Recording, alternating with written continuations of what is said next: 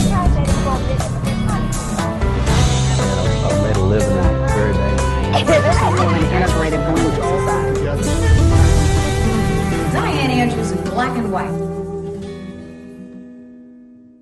Welcome to Dianne Andrews in Black and White. I'm your host, Dianne Andrews. Thanks for joining us today in this beautiful afternoon. I have a very influential guest I think you'll be very happy to hear. Oh, but let me not be remiss. My co-host is here with me today. If I don't say him, he'll probably start barking. This is Fuji. He's the mascot for our pillow, Fuji's Totes, and we'll talk a little bit about that later. But it's a patented pet pillow bed. I'm the only black in the country with one. Fuji won. I'm mimicking Todd Graves, and I didn't know this when I did that, but we're going to have every Fuji be, Fuji 1, 2, and 3, but hopefully there's never another 3. Okay. There's only a 2. This guy that this young man that I'm interviewing today is a person that didn't know he was going to do what he's doing today. He got to a junction, I guess you would say, in his life. He was either going back to Astroma High School to go and coach, which he's got 200 wins as a coach in his career in football, or he was going down to City Hall. He believes he's ordained for this job. He believes that this was his destiny from God. And we all have those moments, people who believe in God. I've had many. And he is here with me today, so we know which route he took. Let's hope he turned right in being with us today. He calls himself in the New York Times an old football coach. And I think he's a lot more than a football coach. We're going to talk about his first 100 days, and we're going to talk a little bit about his personal life, his lovely wife, Beanie, and their family, who's had many challenges. Come on back to Dianne Andrews in Black and White, and let's meet Coach Emil Sid Edwards, Mayor Coach. Is it Coach Mayor or Mayor Coach? Coach is good. Coach is good. Come on back to Dianne Andrews in Black and White.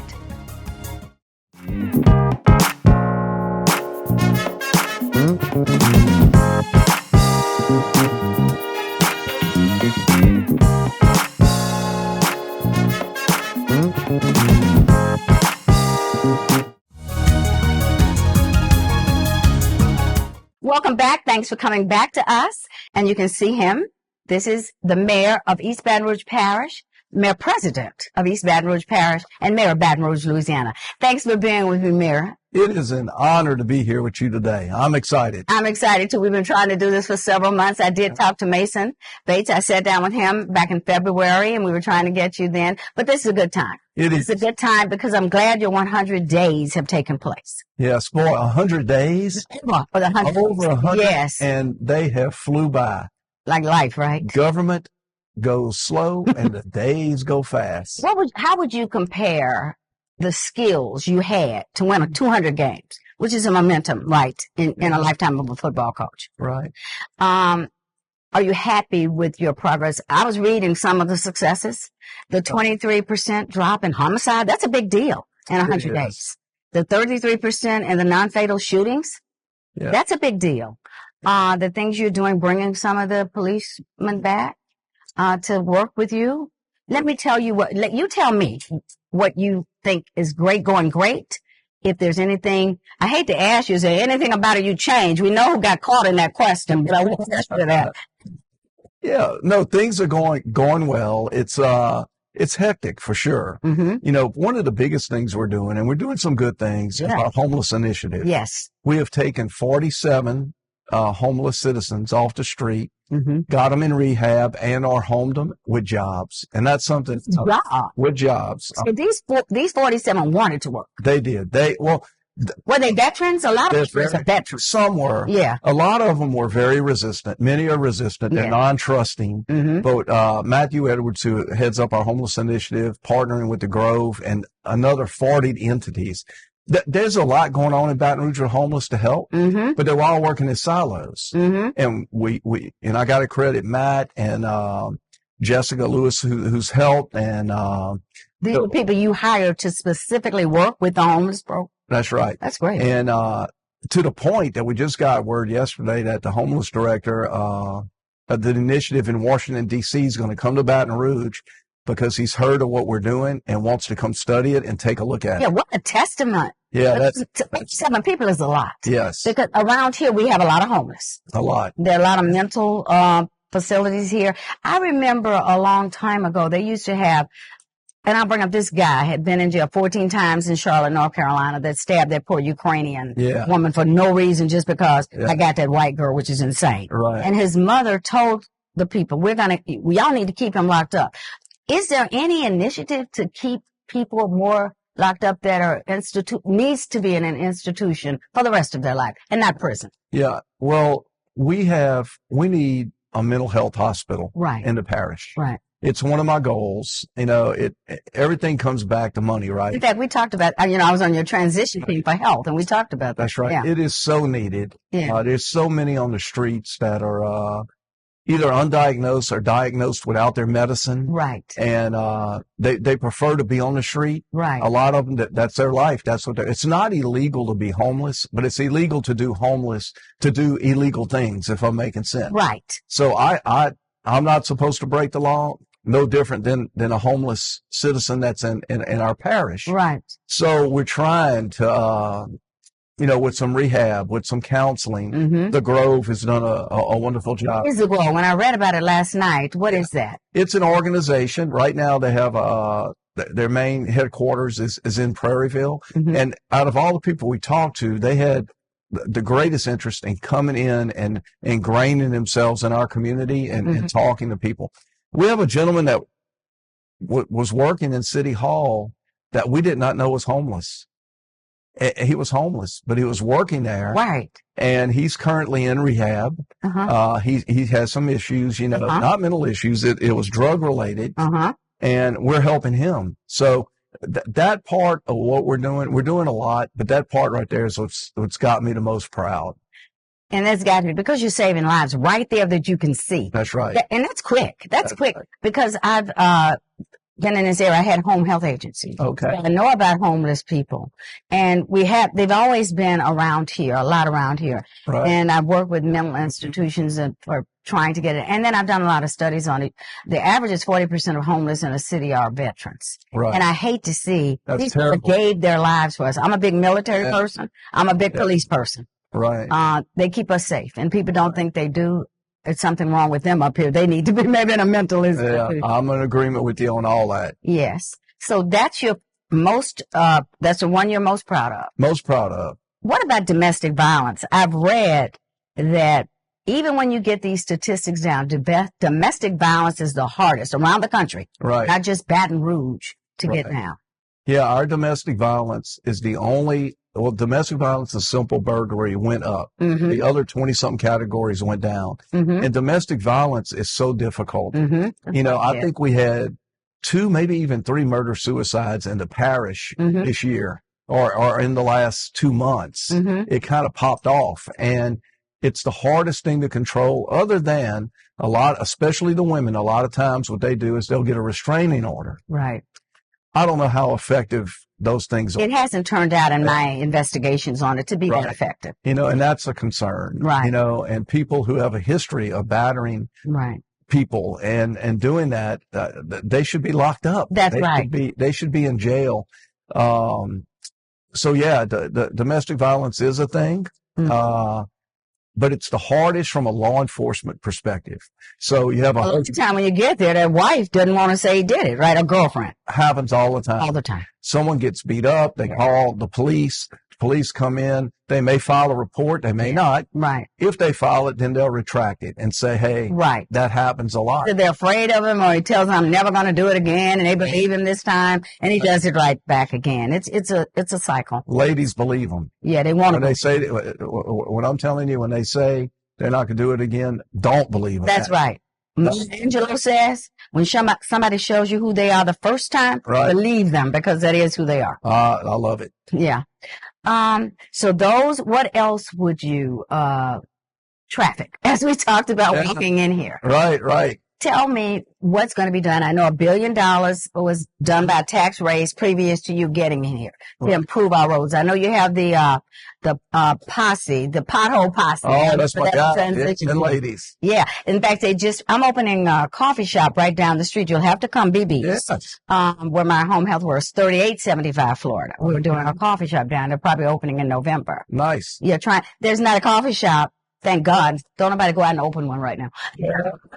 For many miles, government, they're all over the place. That's right. And, so what do you think is going to happen with traffic? What do you see the next 6, 9 months, year with Baton Rouge? Because it's pretty horrific. Traffic here. It's bad, and it's the hardest thing to tackle in terms of quick fix. Right. There's no real quick fix. Like, we can repair the roads, fill the potholes, which we filled 2,000 of them so far. Right. But light synchronization needs, in my opinion, we need to reevaluate the light synchronization. And AI is taking off now. Okay. And I have some people in the office investigating and looking into AI with that. You know, on the state highways, the governor and all them are talking about what they call the bump on Airline Highway. Some people want to go with the bump, and I'll explain what that is. Some people think if we just, add more lanes, that would work. Yeah. And basically the concept of that is people coming over the bridge, what I call the new bridge, could be diverted to Airline Highway, where they would have a toll road, if you choose, in the middle. These 4 lanes would be tolled, and it would be a straight shot. It'd be like an interstate on Airline Highway, where it would shoot them straight to the interstate, to I-12. And what a loop. Not going to work here. A lot of cities do those loops around the city. We have had past administrations look at the loop. Right, yeah. I think it would be great. Okay, I think it would absolutely help. But now, here again, billions upon billions, and you'd have to have federal help. Let's look. Right. A new bridge. A new bridge. Not the new bridge, but another bridge. Another bridge, a third bridge going across. And they're looking into that and going into Iberville Parish, across the river. And but they've been doing that for 25 years. Right. So big things like that would help get rid of all the congestion. I think the Airline Highway project, that could go pretty quickly compared to the other congestions. Yeah, it can. So the Airline Highway project, it was investigated many years ago. Yeah. But the local businesses, it was probably 30 years ago, the local businesses along that corridor weren't for it. But guess what? They weren't for it? They weren't back then. Yeah. There are no more businesses. No. So this thing would do a couple of things. One, if the bump is built, or however, more lanes, it would get congestion off the Horace Wilkinson Bridge, divert the trucks and all that this way. And then for economic development, people would want to put businesses there, because the traffic there would be incredible.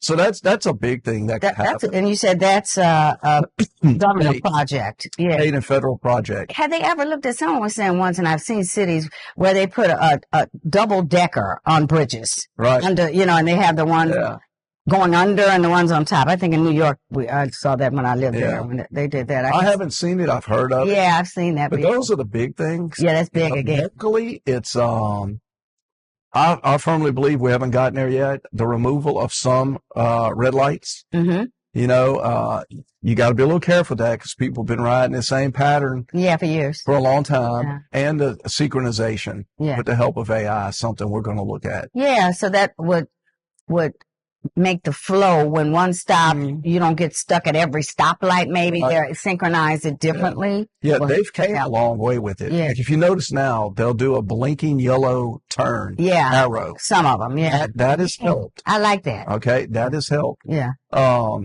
But for example, if I'm coming home, it's 1 a.m, I could get to a red light, say on Essen Lane. And there's a lot of side streets, and it's a red light, and I sit there for 5 minutes. Oh, Essen's horrible. And there ain't another human being around.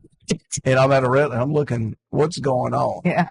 So even the mayor will sneak on through there every now and then. But yeah, it's things like that, the synchronization to update it, and that'll help some. I've even thought on Perkins and College Drive and the interstate, and Perkins Road, if I wasn't short officers, is putting in how they do at LSU and Southern games. They put an officer there and they roll them through. But I'd have to have 3 or 4 officers. So imagine you're exiting College, coming from New Orleans. Yeah.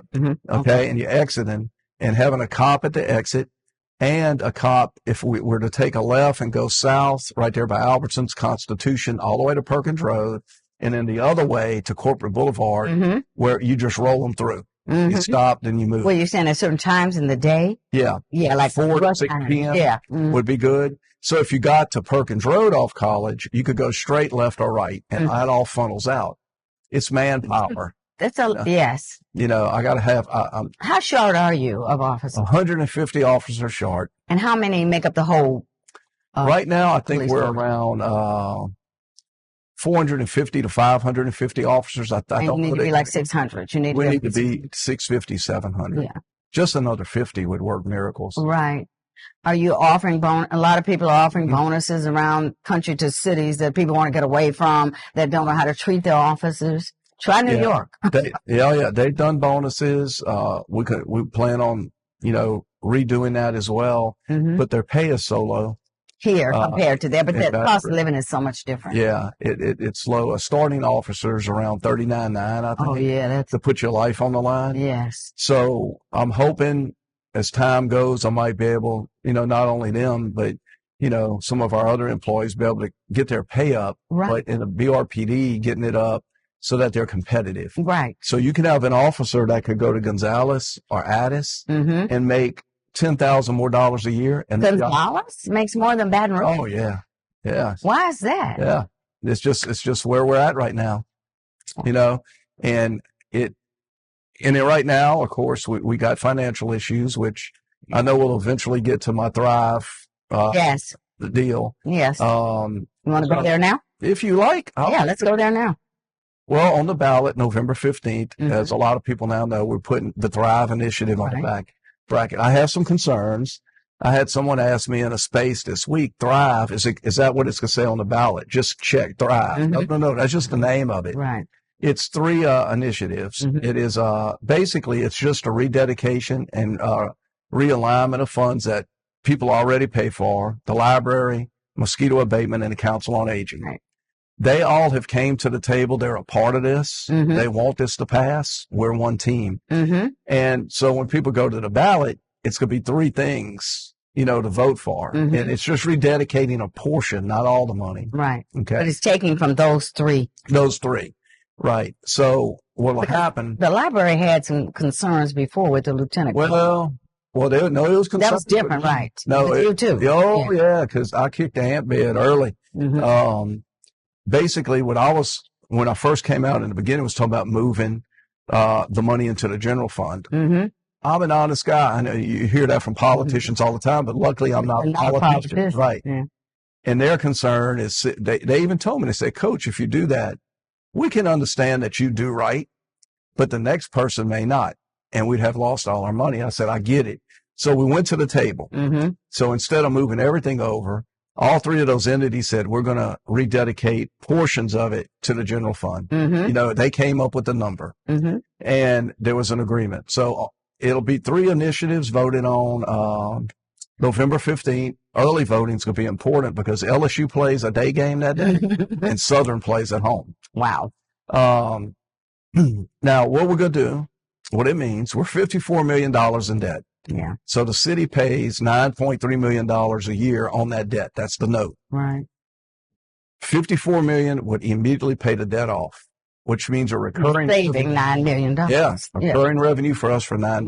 Right. $24 million would go to plug the holes in the budget. They leave about $4.5 million that we're going to use that to traffic, infrastructure, drain, stormwater. I don't think you're just an old football coach. No. A lot of the skills the same. A lot of the same. They're a lot the same. And so what'll happen, people said, well, in the beginning, Coach, you were talking about pay raises. Well, I was. But to pass this, it's a parish-wide thing, not just Baton Rouge. So to pay my police and to pay DPW, whoever, a fair wage, this gives us the chance to do it, but these monies here won't do it.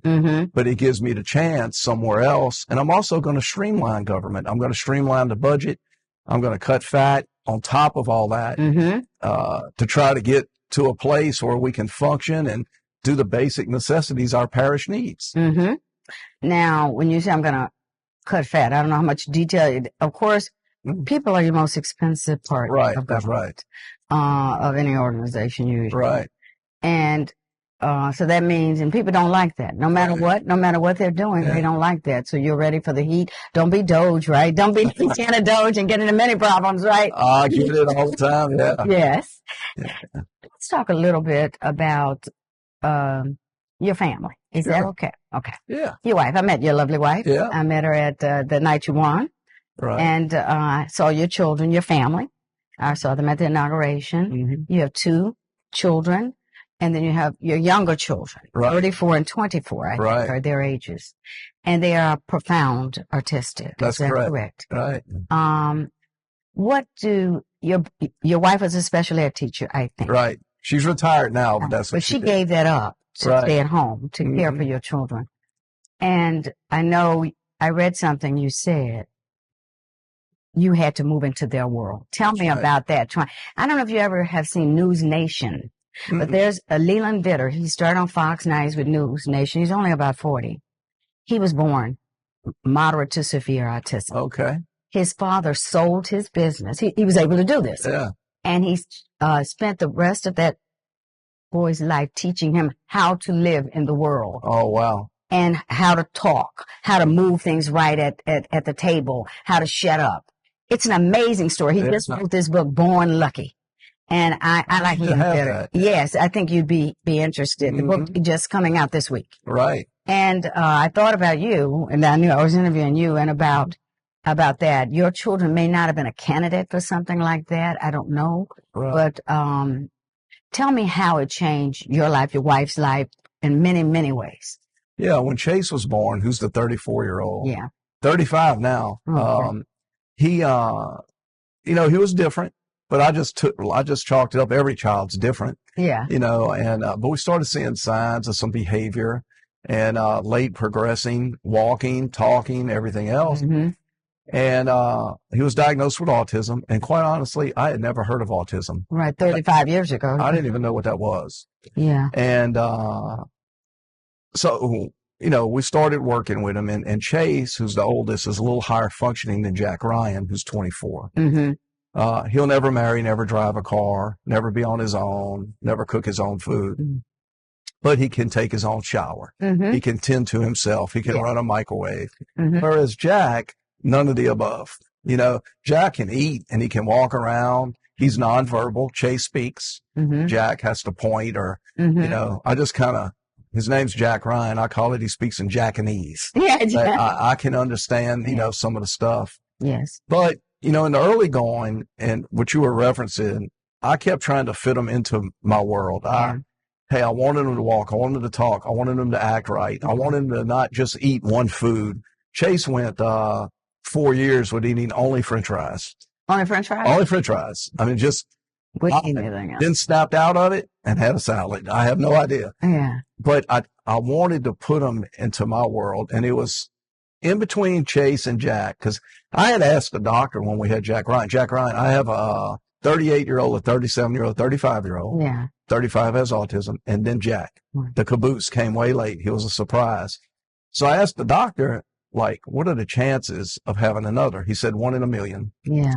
Well, we know that not to be true anymore, but I was way more astute on it, more read up. And I credit my wife for taking care of them and giving them the best. Oh, yes. She did a wonderful job. But it was probably when Jack was 5 or 6 that finally we went somewhere, because people look at it as not normal behavior, but it's normal to that child. Right. And we went to someplace that had a fountain, and we were dressed in dress clothes. We had another function, and Jack ran in the middle of it in his dress clothes. And I just looked at him like, oh my God, we're going to have to change him. And you know what I did?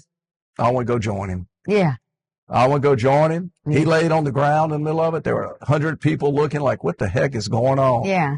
And from that spot on, unless he just wants to break something to do something crazy. Right. I'll do what he wants to do. That's right. If he wants to color on the wall, I'm going to color with him. And I just got their normal. And really, Miss Dianne, it's really normal. Yeah. It's a more beautiful world. Yeah. Guess what? They're not going to cheat on nobody. They ain't going to kill nobody. They ain't going to cuss nobody. They ain't going to steal from nobody. Right. They're pure. Which a lot of people do who are, quote, normal. Right. Pure of heart. Yes.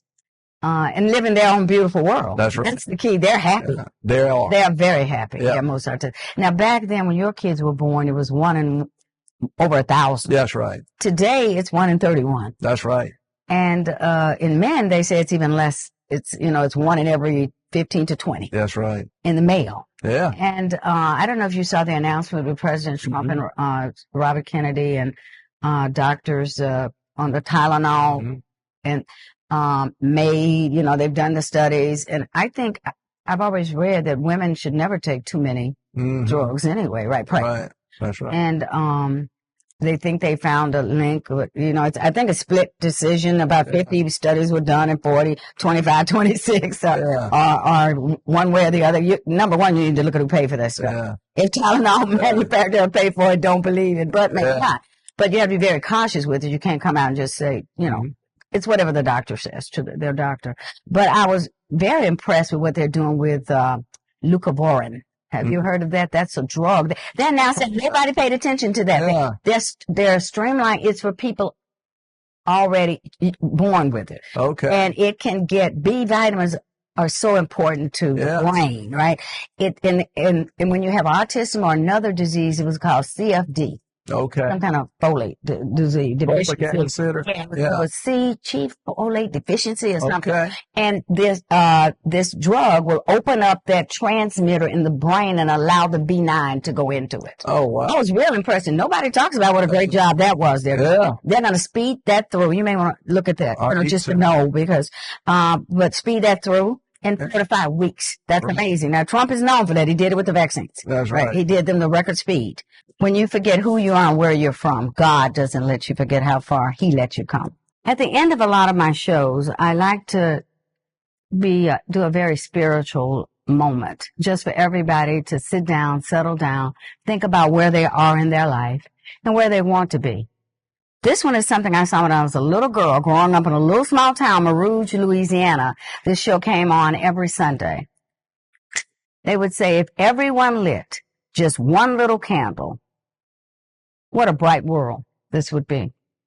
Think of all the illumination, all of that positive energy from a white candle, and everybody needs to focus sometimes on whatever that white candle is for you. Whatever helps get rid of the hate in your life, in your mind, and in your world. So try to light that white candle this week as you proceed on in whatever you're doing. And remember our favorite quote, when you forget who you are and where you're from, God doesn't let you forget how far He let you come. Be blessed and see you next week.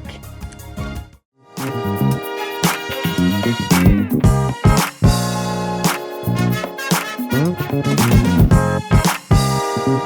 you.